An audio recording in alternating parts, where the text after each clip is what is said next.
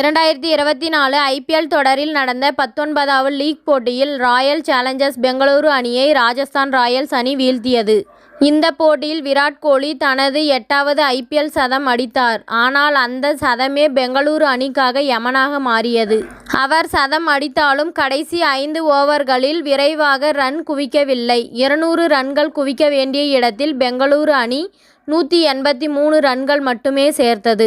அடுத்து ஆடிய ராஜஸ்தான் அணி முதல் ஓவரிலேயே துவக்க வீரர் ஜெய்ஸ்வாலை இழந்தாலும் மற்றொரு துவக்க வீரர் ஜோஸ் பட்லருடன் கேப்டன் சஞ்சு சாம்சன் இணைந்து அதிரடி ஆட்டம் ஆடி அணியின் வெற்றிக்கு முக்கிய காரணமாக இருந்தனர்.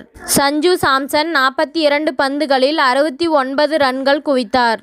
முதல் ஓவரில் இருந்து கடைசி வரை களத்தில் நின்று ஜோஸ் பட்லர் வெற்றியை உறுதி செய்த பின் சதம் அடித்து அணிக்கு வெற்றி தேடி தந்தார். இதையடுத்து ராஜஸ்தான் ராயல்ஸ் அணி 20வது ஓவரில் 6 விக்கெட் வித்தியாசத்தில் வெற்றி பெற்றது. இத்துடன் இந்த செய்தி முடிவடைகின்றது. நன்றி, வணக்கம். மீண்டும் அடுத்த வீடியோவில் சந்திப்போம்.